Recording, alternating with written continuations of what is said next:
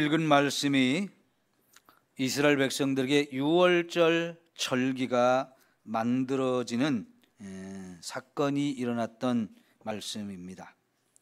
유월절이 어떤 절기입니까? 이스라엘 백성들이 애굽에서 430년간 종살이 하던 그곳에서 해방이 되던 날입니다. 그날을 기념해서 절기를 정하고 온 백성이 함께 하나님 앞에 이 절기를 지키라고 말씀을 하셨는데요. 이 절기를 지키기 위해서 가정마다 어린 양을 한 마리를 잡게 하셨고요. 그 어린 양을 잡아서 피는 그 집의 좌우 문설주와 인방에 바르라 했고, 그 고기는 구워서 온 가족 식구가 함께 모여서 손에는 지팡이를 잡고 이걸 급하게 먹으라고 말씀을 하셨죠. 왜 어린 양을 잡아야 했습니까? 그날에 하나님께서 애굽에 큰 재앙을 내리는데 애굽에 있는 모든 장자들을 다 죽이는 날이었어요. 그런데 그 죽음 가운데에서 이스라엘 백성들은 살 길을 하나님이 가르쳐 주셨는데, 죽어야 할 장자를 대신해서 어린 양을 죽이라는 거고요. 그 어린 양을 죽였다는 확실한 표시가 뭐냐면 집 인방과 좌우 문설주에 바른 어린 양의 피였습니다. 그래서 그 밤에 죽음의 천사들이 집집마다 이제 다 들어가서 장자들을 죽일 판인데, 천사가 와서 집에 들어가려고 할 때 문에 피가 발라져 있으면 이 집은 장자를 대신해서 누가 죽은 거예요? 어린 양이 죽은 거지요. 피를 보면 그게 이제 확실하게 표시가 나는 거지요. 그래서 이 피를 보면 죽음의 천사가 그 집에 들어가지 못하고 그 집을 넘어가게 될 것이다 라고 말씀을 하셨는데요. 여러분, 오늘 말씀의 12절 13절을 보면 지금까지 하나님께서 애굽에 10가지 재앙을 내렸는데 그게 다 뭐냐면 애굽의 신을 심판한 거였다는 거죠. 안타깝게도 애굽 사람들은 파리, 메뚜기, 개구리 이런 것들을 신으로 섬겼다는 거예요. 우박이나 하늘에 태양이 비치는 거나 이런 것도 신들이 주관하는 거라고 생각을 했는데요. 그런 그들이 생각하는 신이 아무것도 아니라는 거, 신이 아니라는 것을 하나님께서 보여주기 위해서 그들이 생각하는 신을 심판하셨는데, 마지막 10번째 재앙인 장자의 죽음은 결국은 애굽의 왕을 죽이는 거와 같은 거였어요. 근데 애굽의 왕을 왜 죽이는 겁니까? 애굽의 왕이 자기를 태양신이라고 말했고, 그래서 애굽에 사는 모든 사람들이 그 왕을 최고의 신으로 이렇게 섬겨야 했는데요. 왕의 장자 하나님께서 죽이겠다는 거예요. 그런데 그 하나님을 믿지 않으면 이스라엘 백성도 애굽에 있기 때문에 함께 죽을 수밖에 없어요. 그런 죽음의 상황 속에서 하나님은 애굽의 왕과 그 백성들의 이 장자들은 다 죽이지만 하나님의 백성들은 죽이지 않기 위해서 그 죽어야 할 장자를 대신해서 어린 양이 죽게 했던 거지요. 그래서 어린 양을 잡고 피를 문설주에 바르면 이제 그 집에 들어가려고 하던 이 하나님의 죽음의 천사가 그 집을 들어가지 못하고 넘어가게 되어지는데, 뭘 보면 그렇게 된다고요? 피를 보면 그렇게 되어진다. 여러분, 21절에서 23절을 또 한번 보세요. 21절에서 23절. 모세가 이스라엘 모든 장로를 불러서 그들에게 이르되 너희는 나가서 너희의 가족대로 어린 양을 택하여 유월절 양으로 잡고 우슬초 묶음을 가져다가 그릇에 담은 피에 적셔서 그 피를 문 인방과 좌우 설주에 뿌리고 아침까지 한 사람도 자기 집 문 밖에 나가지 말라.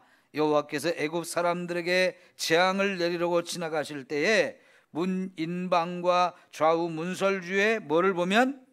피를 보시면 여호와께서 그 문을 넘으시고 멸하는 자에게 너희 집에 들어가서 너희를 치지 못하게 하실 것이라. 재앙이 들어오지 못하게 막아주는 게 뭐가 그런다고요? 피가 그런다. 어린 양의 피가 그걸 재앙이 넘어오지 못하게 한다고 그랬고요. 여러분, 너희를 치지 못하게 막아주신다, 이렇게 말씀을 하셨습니다. 이렇게 해서 유월절이란 절기를 이스라엘 백성들에게 하나님이 가르쳐 주셨어요. 그런데 여러분, 아까 말씀드린 대로 이 유월절이란 절기는 죽음의 자리에서 구원을 받는 거고요, 애굽의 종살이로부터 해방이 되어지는 거. 애굽의 종살이에서 해방되는 거나 죽을 자가 죽지 않고 살아나는 거나 다 함께 포함시켜서 이걸 뭐라고 말하냐면 구원이라고 말합니다. 구원. 자, 그 구원을 위해서 누가 죽었느냐? 어린 양이 죽었어요. 이거는 이제 예수님이 하나님의 아들로서 이 세상에 오셔가지고 저와 여러분의 모든 죄를 짊어지고 십자가에서 죽어주기 위한 이 구원의 사건, 이거를 예표하는 구약의 사건이었어요. 하나님이 이런 방식으로 구약의 백성들을 구원하셨듯이 이제 예수님이 이 땅에 오셔서 이 세상의 모든 사람들을 구원할 것을 그렇게 구약 시대의 사람들에게 가르쳐 주었던 거고요. 그래서 유대인들은 이 유월절을 지키면서 한편으로는 애굽 땅에서 하나님 우리를 구원하신 사건을 기억하면서 지키는 거고요. 또 한편으로는 하나님이 보내시는 어린 양, 하나님이 예비하신 어린 양 메시아가 와서 우리를 완전히 구원해 주실 것이라는 이 기대와 소망을 가지고 유월절을 지켰던 거예요. 그러니까 여러분, 유월절을 지키는 유대인들은 한편으로는 과거의 애굽에서 구원받은 사건을 기념하고요, 또 한편으로는 미래에 하나님의 아들이 메시아로 오셔서 저와 여러분을 구원할 것을 기대하고 기다리는 이런 두 가지 마음을 가지고 이렇게 유월절을 지켰다 하는 것을 볼 수가 있는 거예요.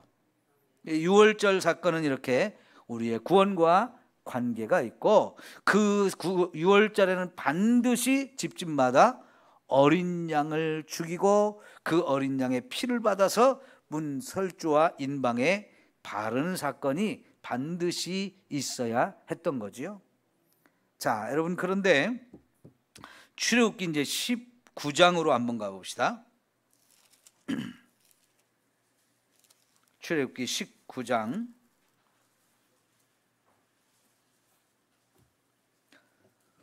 4절부터 6절까지 볼게요. 지금 여기는 시내산 밑에 이스라엘 백성들을 하나님이 다 불러 모으시고요, 하나님이 시내산에 강림을 하셨어요. 하나님과 이스라엘 백성이 처음 이렇게 전체적으로 만남을 갖는 시간인데요, 그렇게 만남을 가진 이유가 뭔지를 여기 4절부터 보겠는데 한 절씩 교독합시다. 내가 애굽 사람에게 어떻게 행하였음과 내가 어떻게 독수리 날개로 너희를 업어 내게로 인도하였음을 너희가 보았느니라.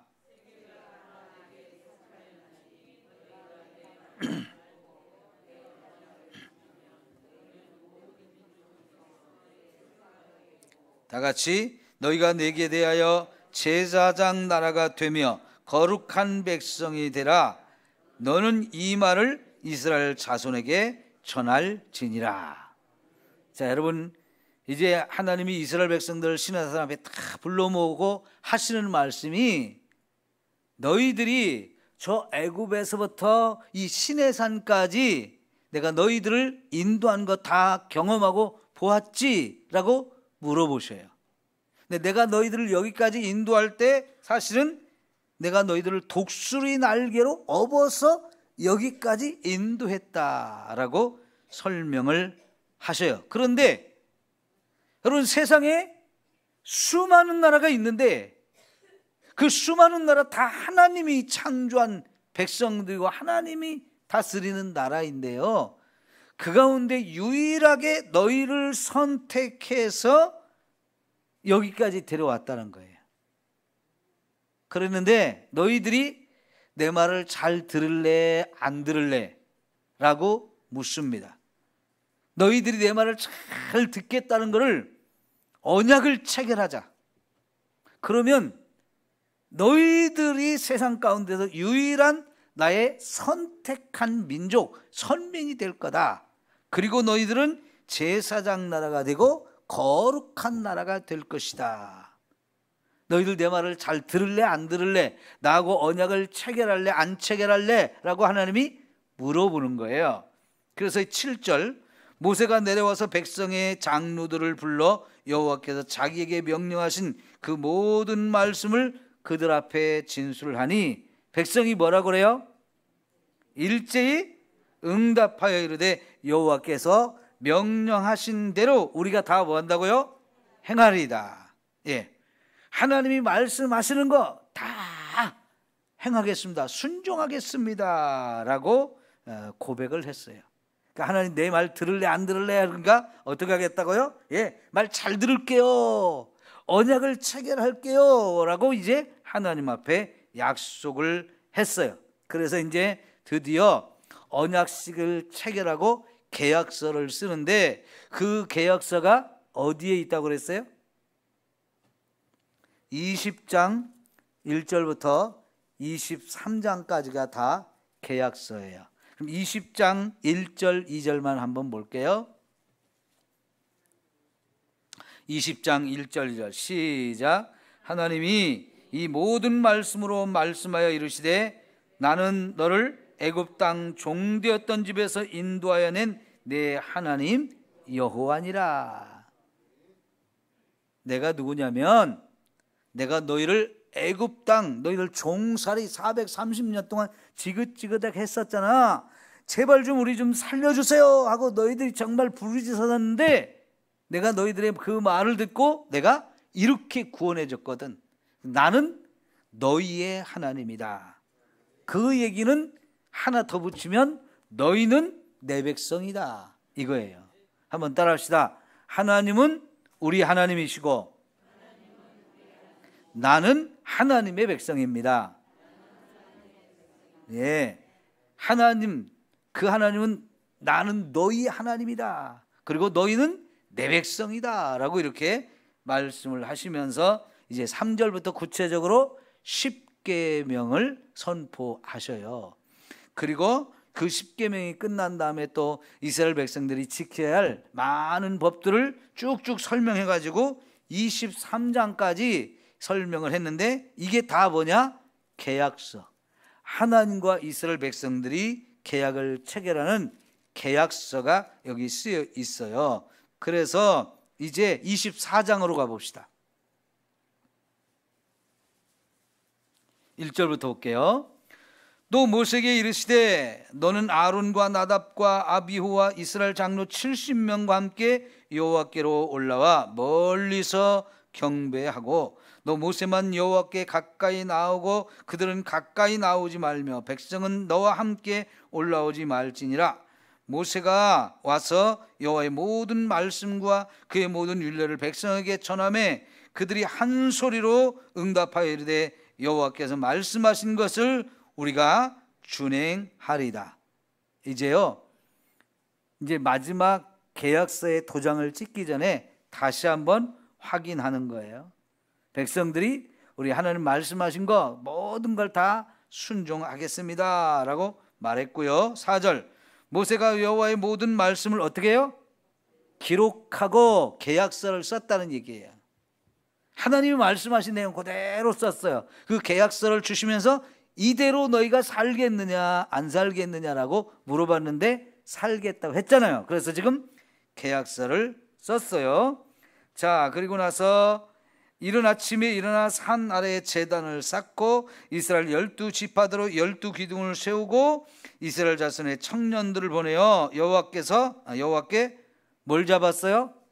소를 잡고 번제와 화목제를 드리게 하고 그 소를 잡으면서 나온 피, 모세가 피를 가지고 반은 여러 양푼에 담고 반은 제단에 뿌렸다는 거예요. 소니까 피가 많이 나오겠죠? 그래서 양푼 여러 개를 가지고 피를 받았는데 반반으로 나누어서 절반은 그들이 쌓은 제단, 번제와 소제를 드린 그 제단에 쏟아 부었고 이제 반이 남았죠? 그 반을 어떻게 하나 봅시다. 언약서를 가져다가 백성에게 낭독하여 듣게 하니 그들이 이르되 여호와의 모든 말씀을 우리가 준행하리이다. 다시 한번 이스라엘 백성들이 도장을 꽝 찍어요. 그러니까 하나님께서도 모세가 그 피를 가지고 백성에게 뭐 했어요? 뿌렸다는 거예요. 누구한테요? 백성에게 뿌렸어요. 백성들 머리 위에 피를 쫙 뿌렸습니다. 이게 바로 계약서에 도장을 찍는 거와 같은 행위예요. 뭘 가지고 계약을 찍었어요? 피를 가지고 하나님께 제사를 드리면서 거기 잡은 소, 이 피를 가지고 온 백성에게 뿌려가지고 이는 여호와께서 이 모든 말씀에 대하여 너희와 세우신 뭐라고요? 언약의 피니라. 언약의 피니라. 이 언약을 체결하는 피였다라고 말씀을 하셔서 결국 여기서 계약서의 도장이 꽝 찍혀가지고 이제부터 계약서대로 지켜야 되는 거예요. 자, 이 계약서가 결국은 무슨 계약서냐? 내가 너희를 세상 모든 나라 가운데서 딱 선택한 나라, 선택한 민족이 되었다고 하는 확실한 계약이에요. 그리고 이스라엘 백성들, 이제는 우리가 하나님 백성 되었으니까 우리는 하나님 말씀대로만 살겠습니다. 이거를 고백하는 계약서를 체결한 거죠. 이거요, 이스라엘 백성들이 구원받았다는 거와 똑같은 얘기예요. 애굽에서 구원받았는데 그게 단순히 구원받은 게 아니고 그 구원받은 사람은 누구냐? 하나님의 백성이다. 이제 너희가 우리는 하나님 백성이고 하나님 우리 하나님이라는 거 이거 확실하게 도장을 찍고 이제부터 하나님 백성답게 살아라 이렇게 가르쳐 주는 거지요. 이 계약서를 체결함으로 인해서 이스라엘 백성이 다시 한번 하나님 우리를 구원하신 것을 확인했고요. 그래서 이제부터는 하나님만이 우리 하나님이고 우리는 하나님의 백성이다. 그래서 우리는 말씀대로 산다. 이거를 확실하게 다짐을 하고 하나님께 약속을 하는 그런 시간이었기 때문에 이거는 마치 출애굽 사건과 같은 의미라고 보시면 돼요. 그런데 이 출애굽 사건과 같은 의미인 시내산 언약을 체결할 때 반드시 여기서 피를 뿌렸다는 걸 우리가 생각을 해야 되는 거죠. 이렇게 피가 이렇게 귀하게 아름답게 사용된 부분들을 우리가 확인해 보는데요. 여러분, 아까 이스라엘 백성들이 구원받기 전에 그 살았던 나라 애굽에는 수많은 신이 있었다고 그랬죠.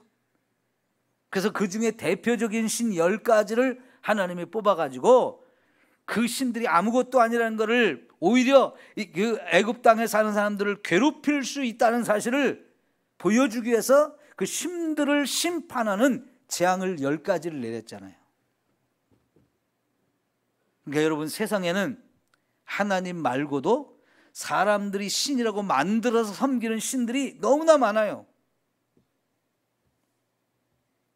그 많은 신 가운데 이스라엘 백성은 이제 누구만 섬긴다고요? 하나님만 섬긴다. 나 외에 다른 신을 있게 말하라. 나 말고 다른 신은 없다. 나만 유일한, 나만 너희들의 하나님, 너희들의 신이다 라고 하는 걸 하나님이 선포하시고요, 이스라엘 백성은 믿습니다 하면서 이제 하나님만 섬기겠습니다 라고 고백했던 거예요. 마찬가지로요, 세상에 수많은 나라가 있지만 그 나라 가운데 내가 너희들만을 선택했다. 너희는 내 백성이 되었다. 내 백성으로 살 거냐? 맞습니다. 우리 하나님이 그렇게 우리를 세상 수많은 나라 가운데 우리를 선택하셨으니까 우리도 하나님 백성으로만 살겠습니다라고 다짐하고 약속했어요.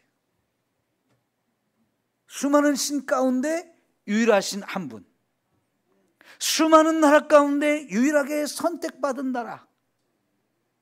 그래서 이제 하나님과 이스라엘 백성이 이렇게 서로 계약을 체결하고 하나님만을 섬기며 그 하나님 말씀대로만 살겠다는 것을 이렇게 다짐하고 계약을 체결한 사건이기 때문에 이 신의 산 언약을 체결하는 사건은 출애굽하는 것과 사실은 의미상으로는 같은 의미라는 것을 우리가 확인해 볼 수가 있었어요.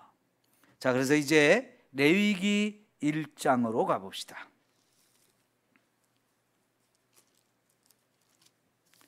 레위기 1장 1절부터 9절까지 볼게요.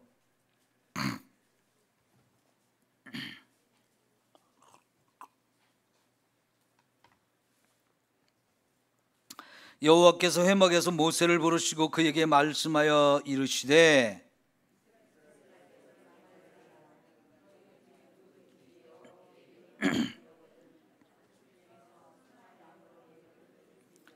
그 예물이 소의 번제이면 흠없는 수컷으로 회막문에서 여호와 앞에 기쁘게 받으시도록 드릴지니라.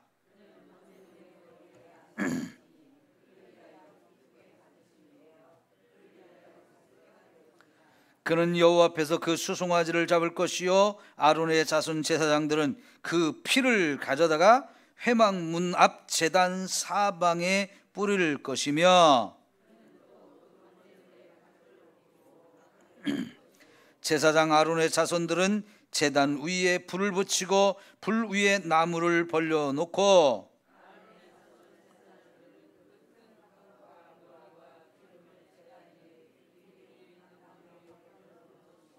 그 내장과 정광이를 물로 씻을 것이요 제사장은 그 전부를 제단 위에서 불살라 번제를 드릴지니 이는 화제라 여호와께 향기로운 냄새니라. 아멘. 자, 이제 하나님께서 레위기 1장부터 7장까지 제사를 드리는 방법을 가르쳐 줍니다. 이 제사는 회막에서 하나님의 성막에서만 드리도록 되어져 있는 제사인데 그 제사에 5가지 종류가 있습니다. 목적에 따라서 번제도 드리고 속죄제도 드리고 소제도 드리고 화목제도 드리고 속건제도 드리고 이렇게 5가지 이 제사를 드리게 되어지는데 이 제사를 드릴 때 반드시 제물이 필요합니다. 소나 양이나 염소나 비둘기나 또 이렇게 소재 같은 이런 곡식의 가루 이런 것들을 제물로 삼아서 하나님께 제사를 드리는데 본래 이 소재 빼고 모든 제사에는 제물이 필요하고 그 제물을 죽이면서 그 제물에 흘린 피를 가지고 제단에 뿌리거나 아니면 이 피를 가지고 성소에 들어가서 향단 뿔에 바르거나 아니면 성소와 지성소를 가리고 있는 휘장에다가 뿌리거나 아니면 지성소 안에 들어가서 하나님의 법궤 위에 이 피를 부어드려서 백성들 모두의 죄를 용서받는 이런 시간들이 필요했습니다. 이게 무엇 때문에 그렇게 하나요? 하나님을 만나고 하나님 앞에서 지은 죄들을 다 용서받고 거룩한 백성으로 살아가기 위해서 그들의 모든 죄를 용서해 주시는 방법으로 하나님이 이렇게 제사를 드리게 해 주신 거예요. 여러분, 이 성막이 누구의 집이에요? 하나님의 집. 하나님이 오셔서 거하시면서 이스라엘 백성들 가운데 하나님이 함께 계시는 집, 그게 바로 성막입니다.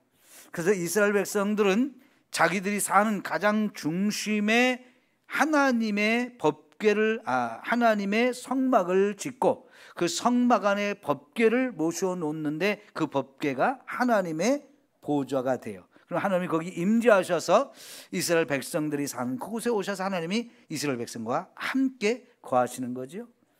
그러면 이스라엘 백성들은 늘 하나님과 동행해야 돼요. 그러면서 하나님 말씀대로 이제 순종해야 돼요. 그러나 그 하나님과 동행하려면 백성들 전부가 다 거룩해야 돼요. 그 죄를 지어가지고 거룩함이 훼손된 사람은 반드시 이렇게 제사를 드려서 하나님 앞에서 죄를 다시 씻음받고 거룩한 자가 되어서 자기들의 중심에 하나님 모시고 또 하나님과 동행하는 이런 삶을 살아야 하는 겁니다.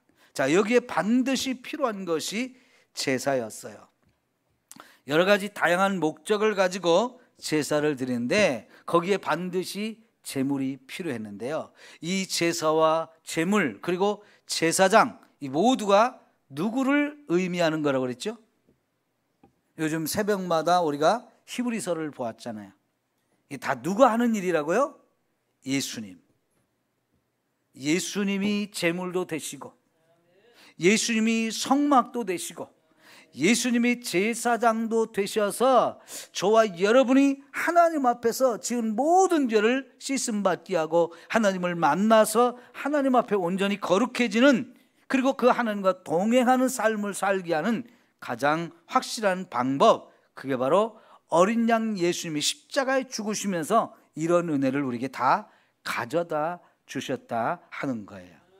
자, 그러면 오늘 유월절 사건도 보았고요, 신의 산 언약 사건도 보고 여기 레위기 1장의 제사에 관한 이야기도 다 보았는데 결국 이 모든 것이 다 누구를 우리에게 가르쳐 주는 거냐? 예수님을 가르쳐 주는 거였어요.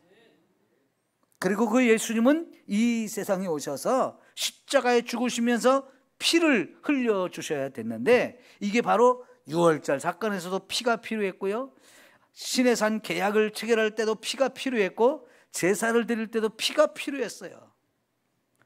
우리가 레위기 17장 11절에서 이 피가 뭘 우리에게 허락한다고 그랬어요? 피를 가지고 뭐 한다고 그랬어요? 저와 여러분의 죄를 씻어주는데 이 피를 사용하도록 하나님이 우리에게 이 피를 주셨다는 거예요. 그 피는 결국 어린 양 예수님이 오셔서 흘릴 피를 상징하는 거고 미리 보여주는 예표적인 사건이었어요. 오늘 결론은 뭐냐면 오늘 우리에게는 누구에게나 다 예수님의 피가 필요했다는 거예요. 그래서 예수님이 오셔서 십자가에 죽으시면서 자신의 모든 피를 다 흘려서 저와 여러분에게 주셨습니다. 이 예수님의 피를 우리는 믿음으로 받는 거예요. 그 믿음으로 예수님의 피를 받아서 우리의 머리에서 발끝까지 뿌리기도 하고 아니면 저와 여러분이 사는 집에다 뿌려서 덮기도 하고 하시면서 세상에서 저와 여러분이 살면서 어떠한 재앙이 와도 그 피를 가지고 막아야 되고요, 죽음이 와도 그 피를 가지고 우리가 죽음을 이기고 살아나는 길이 그 피 속에서 이루어지는 거예요. 하나님 말씀대로 살겠습니다. 우리가 못하기 때문에 자꾸 죄를 짓는데요, 그렇게 지은 죄도 또 씻음 받는 게 예수님의 피를 통해서 되어지는 것이고요, 피를 통해서 깨끗하게 씻음 받았으면 이제 거룩한 자로서 하나님과 동행하고 말씀대로 살아야 되는데 이때도 내가 말씀대로 살지 못하던 내가 말씀대로 사는 사람으로 변화되고 바뀌어지는 여기에 예수님의 피의 능력이 필요한 것입니다. 예수님의 십자가의 이 은혜와 능력을 힘있게 되어지면 우리는 그동안 말씀대로 살지 못하던 사람들이 말씀대로 살 수 있는 힘과 은혜가 주어지는 거예요. 여러분, 신앙생활하면서 우리가 가장 많이 고민되는 게 뭐냐면 말씀대로 못 사는 거예요. 신앙생활은 결국 말씀대로 살고자 하는 거거든요.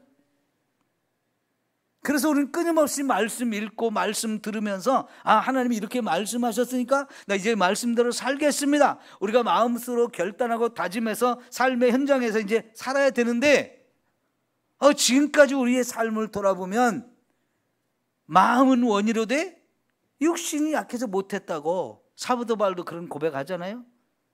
말씀대로 살고 싶은데 못 살아요. 그게 저와 여러분의 고민이잖아요. 그러니까 사도 바울도 오호라 나는 곤고한 자다라고 탄식을 했는데 마음은 정말 하나님 말씀대로 살고 싶은데 살아보니까 그게 안 되고요. 계속해서 내 육체가 원하는 대로 자꾸 끌려다니면서 죄를 짓고 하나님 말씀을 불순종한 이런 모습 때문에 나 너무 절망스럽다. 나 왜 이렇게 사는지 나도 화가 나고 속상하고 답답해 죽겠다. 그런데 그런 우리가 진짜 이제 말씀대로 사라지는 은혜가 예수님의 피의 은혜와 능력을 힘입으면 우리가 얼마든지 말씀에 순종하는 자로 살게 되어줄 줄 믿습니다. 이게 다 예수님의 보혈의 은혜요 능력인 줄 믿습니다. 오늘 저와 여러분이 이 예수님의 보혈의 은혜와 능력을 힘입고 정말 완전히 변화되고 내가 이제 하나님 자녀라는 사실을 확신을 갖고 나 이제 하나님과 계약을 체결해서 말씀대로 살겠습니다 다짐했던 사람이라는 거. 근데 또 자꾸 넘어지면서 지은 죄를 하나님 앞에 한편으로는 회개하고 한편으로는 이제 그럼에도 불구하고 내 죄를 용서하신 이 하나님의 은혜에 감사하면서 제대로 한번 살아볼게요. 나 연약하지만 이제 말씀에 순종하며 살아볼게요. 도와주세요. 내 힘으로 안 되니까 예수님의 피의 은혜와 능력을 가지고 나를 좀 지켜주세요. 이러면서 저와 여러분이 십자가를 붙들고 말씀을 의지하고 말씀대로 살아가는 저와 여러분이 되어야 할 줄 믿습니다. 이게 예수님의 피의 은혜요 능력입니다. 그래서 오늘 밤도 우리 함께 기도할 때에 여러 가지 목적을 가지고 기도하는데 중심이 예수님의 피예요. 내가 지은 죄를 씻음 받기 위해서도 예수님의 피를 앞에 피를 놓고 그걸로 씻음 받기 위해서 회개하고요. 내가 이제 하나님 자녀가 됐다는 걸 확실한 확신, 이 확신을 저와 여러분이 갖기 위해서 예수님 피를 바라보십시오. 하나님, 내가 하나님 자녀라는 거 확실하게 내가 믿게 하여 주옵소서. 이 확신이 내 안에 새겨지게 해주세요. 그리고 이제부터 말씀대로 살아야 되는데 그동안 너무 많이 실수하고 너무 많이 넘어졌는데 이제는 제대로 말씀에 순종하겠습니다. 그러니 도와주세요. 예수님의 피의 은혜와 능력으로 나를 좀 붙들어 주세요. 그런 힘을 주세요. 여러분 기도할 때 이제부터 쓰러지고 회개하고 넘어지고 회개하고 죄 짓고 회개하고가 아니라 말씀대로 살고 감사하고 말씀대로 살고 참 하나님을 찬양하는 저와 여러분의 삶이 되어야 합니다. 거기에 예수님의 피의 은혜와 능력이 필요한 거예요. 오늘 우리 예수님의 피를 의지하고 이런 은혜를 한번 구하며 나갑시다. 우리 찬송가 한 장 부르겠습니다.